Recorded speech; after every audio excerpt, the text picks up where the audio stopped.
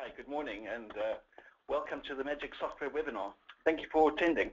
We give frequent webinars. We give these on a regular basis, and they are from various topics. So we range our topics from integration between different systems to mobile deployments. Today we're going to be talking about CRM and ERP integration. So you've been seeing some figures on your screen that started off. So these figures have, it's been taken by MIT research, and these are particular figures that have been conducted by hundreds of UK users. So it's quite interesting just to see some of these figures. We thought that it might be interesting just for you, if you are Salesforce users, these are quite interesting in terms of statistics, looking at how high these particular figures are. Right, so if we consider what integration really is, well, we turn to our friends at Gartner to see what their definition was. So if you look at this particular definition, I'll give you a moment just to absorb this. One thing that stood out for me when I first saw this was the complexity of the definition. And you can see that it's made to appear as being complex. The word complex is actually in the definition. They talk about things like complex information systems. They talk about relying on external contractors. So a lot of this can be true, but I think the intention today is to show that these particular points can be turned around. We can turn this on the head and show how integration can be achieved in a far quicker way, less complex, and without having to rely completely on a third-party provider. The idea of today's session is to show you that companies like Magic and possibly other companies can actually empower their users to be able to achieve integration on their own. Things that seemed unachievable can be done quite easily and quickly. So with Magic, the way that we look at integration, it's a process of bringing together a number of subsystems to work together as one and ensuring that all the subsystems work in synchronization, and I would also add to that they work in harmony. So it's orchestrating all the actual subsystems and orchestrating the business processes that need to be achieved in any type of organization today. Of course, with integration, there's always the common challenges that are encountered.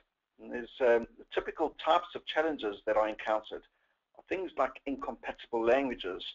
So with any type of integration project, there's always going to be more than one particular system that needs to be integrated. And systems are very different today. They've grown up very differently and evolved in completely different ways. So you consider things like SAP and Salesforce or JD Edwards. They are very different in terms of, firstly, the platform that they're on. We've got cloud, on-premise. Organizations may have hosted solutions, but also the way that integration is done, whether it's through APIs or using common methods that the actual vendors provide. And most of the large vendors these days do require certain ways of accessing that information. And it's very important to ensure that when you're accessing information from some of these large systems like SAP, that the integrity of the systems is maintained. So it's not about going into the back-end database and updating tables. It's more about looking at the business logic within what's being trying to achieve. So it's about looking at things like sales orders or purchase orders rather than individual tables. So that's how integration really needs to be considered. Like I mentioned, there's the different platforms. So there's going to be a range of different platforms within any organization. And today, most organizations are using cloud in some form or fashion. And of course, on-premise is also, it has been and it still is, very common with a number of large applications.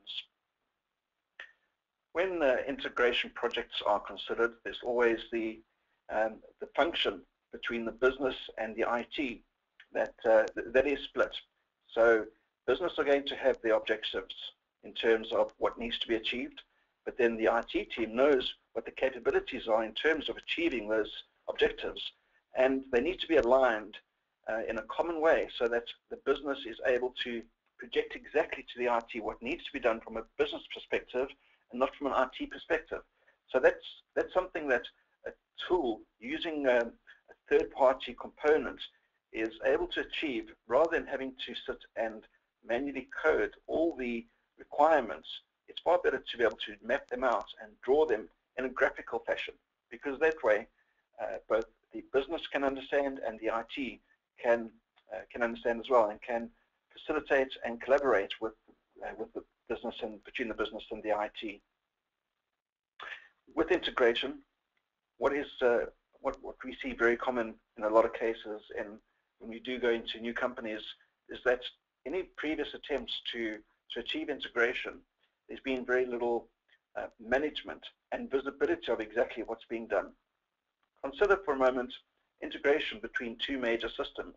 It's so important to be able to actually monitor and to see the transactions that are flowing between the different systems. The reason is, if something goes wrong, it needs to be identified exactly where and when it went wrong, to be able to roll back or take any type of action that's required in terms of fixing the particular problem. Without a proper management and visibility structure in place, that can't be achieved.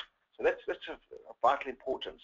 But of course, once integration is running smoothly, it should be running in the background without much intervention at all. And it should be things that occur quite commonly. So for example, when a user presses the button to create a new customer, that will automatically project into other systems through the integration without any intervention having been taken place. That's the ultimate objective with integration, to be able to automate those business processes. So the real benefit that you do get with integration is being able to create a record in one system that synchronizes to various others. So when it's synchronizing to various others, this could mean things like master data management. You may have a master source, and that master data needs to be preserved, but then projected out into other systems or accessed quickly by other systems. That applies very, very commonly within organizations, within administration, finance, and sales, where certain people don't have access to all the finance information, but they will need access to some of the information in order to conduct their business. Accessing the data needs to be accessible anywhere at any time.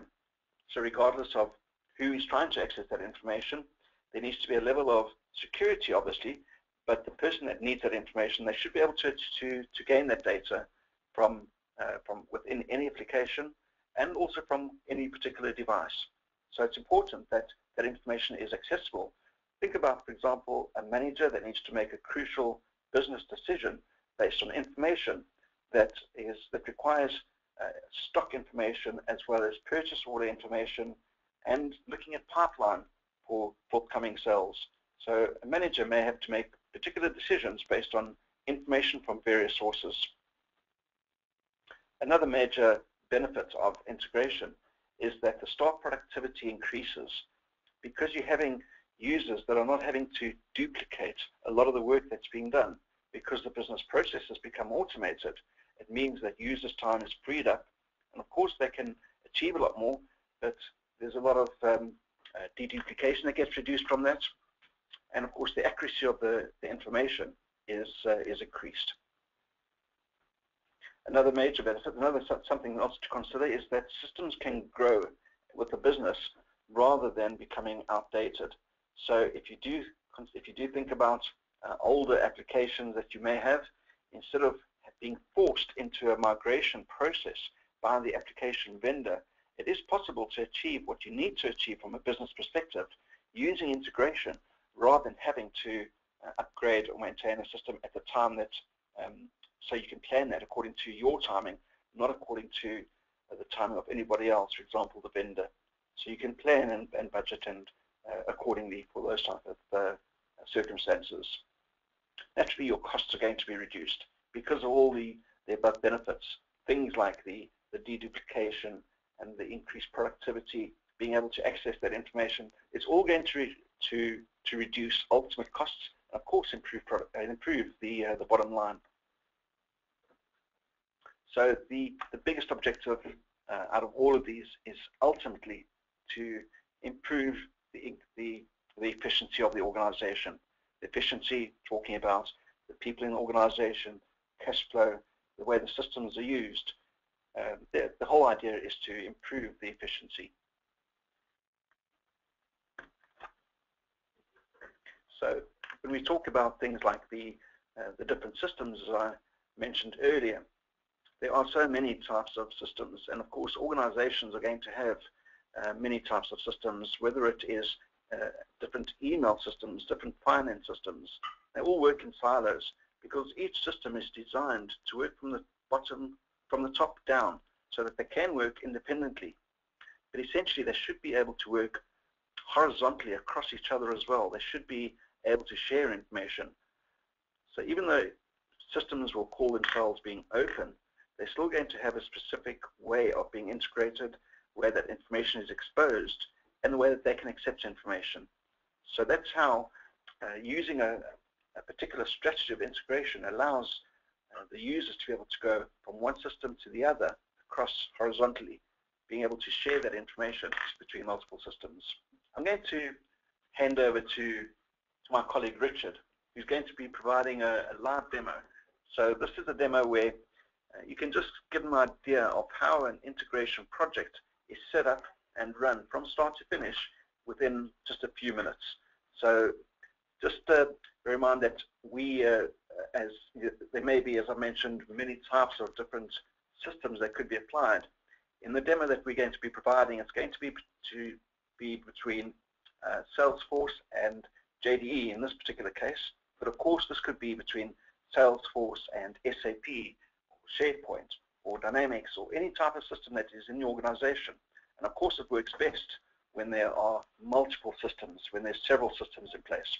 So without further ado, let me hand over to Richard, and Richard's going to continue. So let me hand over to Richard, and we'll see a quick demo. What I'm going to show you is a very simple demo that demonstrates how, first of all, I'm going to show you a live demo that will take an account from Salesforce and create that account in an ERP system called JD Edwards Enterprise One.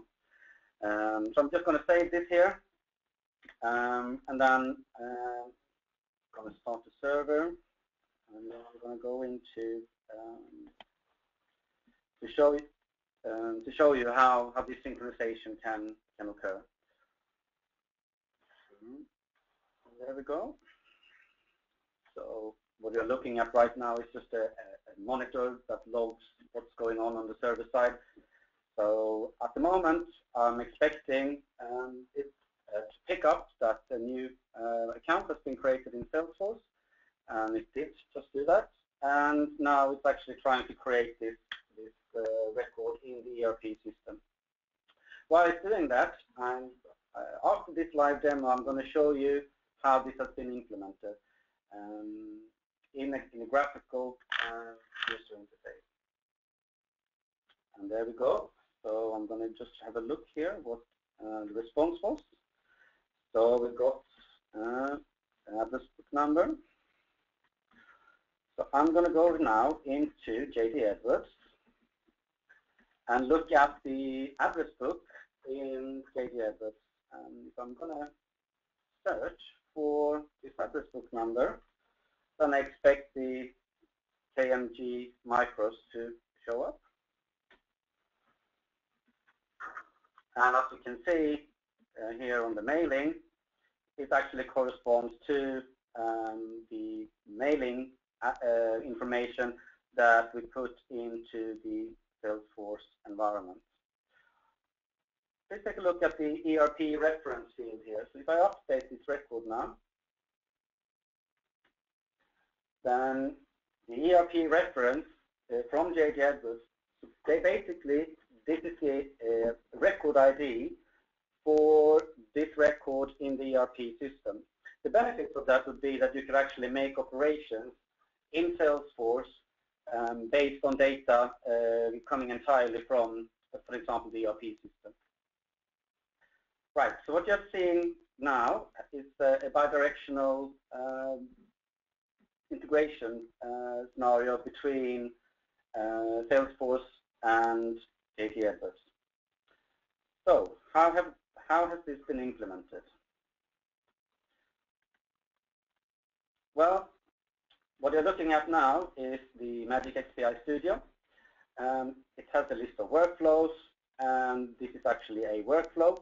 This blue part here is a trigger area, and this white part is the actual steps that are taking place or executed during the process. The trigger area is actually how a workflow is invoked, and in order to pick up from Salesforce that the new or updated account has been created, there has been a created or updated account in Salesforce, you just need to configure the Salesforce components. Very simple. You just select which object you want to trigger on and which operation. Updated is in the Salesforce API is both created and updated. And then we have to store that data. And then for each of the new or updated records we receive from Salesforce, we will then first of all get the operation. So is it an add or update record, and then create that record in the JDE ERP system. So how would we go about to do that? Well, you just select which business function you want to use, click OK. On the source, I have the Salesforce account that we got from the Salesforce trigger, and on the destination, the data mapper has pre-configured how that business function looks like. And just to give you a flavor of how the mapping is being implemented, basically, it's a graphical user interface, and we can take this field here for an example. You just select the source node and drag that to the destination node. You can also make mapping transformations, typecasting. You can map multiple nodes to one destination and so on. And then we check if that operation, the response from the JD Edwards ERP system, and check that that is okay. And then we update the ERP reference for the account record in Salesforce. And again, it's the same type of interface. Select which object, which operation, click OK. And in the mapping, we just need to go in, and this is how a Salesforce account record looks like in my demo environment. And we just update the ERP reference with the JD address book identifier. Right, so that was more or less what I was going to show. So to build these flows, perhaps we should go through the components as well. To build these flows, we have a wide range of components. I know it's a bit overwhelming the way when you see these, but we have technology components, so XML, XSLTs, web services, email encryption, HTTP and FTP, and we also have various application components. So we have Salesforce, SAP, Exchange, Dynamic CRM, etc. So it will tailor for all integration needs from both the technology and an enterprise application point of view. Right, thank you. Thanks, Richard. That I think that was a very good demo. It was very, just in terms of, it was very quick, just to give you an idea of what can be achieved very quickly, and I think that was very useful. At this point, I'd like to open up the floor to any questions. If you have any questions, please feel free to type them in the questions box. And if there's any particular burning thing that's standing out in your mind, please type it in now, and we'll try and address any questions during the webinar. We've got a few minutes left, so just I just wanted to pose something to Richard. Richard, that was a good demo, and you were showing in that particular demo two very well-known systems that are well-known applications that have been around for a long time. But what if an organization have got a bespoke application, something that they may have developed themselves, but it's got an API or some type of interface? How would Magic, how would an integration tool be able to take that API and use that for an integration, unlike common systems, this is a bespoke system. How could that be done, and how difficult would that be for you? How would you approach it? Well, there is a software development kit in the studio, and it's very easy to just wrap the API and create a component. It will just be any other component in the Magic XPI studio. Code-free, completely code-free. It's just generating a component out of an API. Okay, very good. Thank you. Okay, do we have a question? Yes, we've got a question that says, do you have a component for Salesforce to Dynamics AX? Yes, we do. Okay, so yes, for that particular question, in terms of the components that we provide, we offer certified connections, certified connectivity to some of the major applications. So obviously Salesforce is one of them, and JD Edwards, like you've seen. Dynamics AX is also a certified connector that we now provide. So that's available as a standard component that is available with the tool without any further developments. So it's being a certified connector, it means that it understands the business processes within that particular application, and it's able to go into that application and update records accordingly. Okay, another question that we got. If I have a large number of transactions, can Magic handle a workload that increases enormously sometimes, but not all the time? Okay, so that question, the way I take it is this particular user has got instances where the workload increases. So there may be it may be some type of retail organization that over Christmas period the transaction numbers go very high. So if I could ask Richard to answer that. Yes, so the underlying architecture is an in-memory data grid, and that in-memory data grid is distributed. What that means is that you can actually add more servers to the underlying architecture during runtime without changing the actual logic in the project, meaning that you can get more computing power out of the underlying grid. And because of this distributed architecture, we can basically scale up, scale out, and in and down, depending on your needs. So an example that you gave about Christmas, you can just scale up during Christmas, and you will have the computing power required in order to deal with the traffic or the transactions during Christmas. Thanks, Richard. Another question which I'll attempt to answer, maybe Richard will jump in. But the question is Magic a cloud or premise hosted?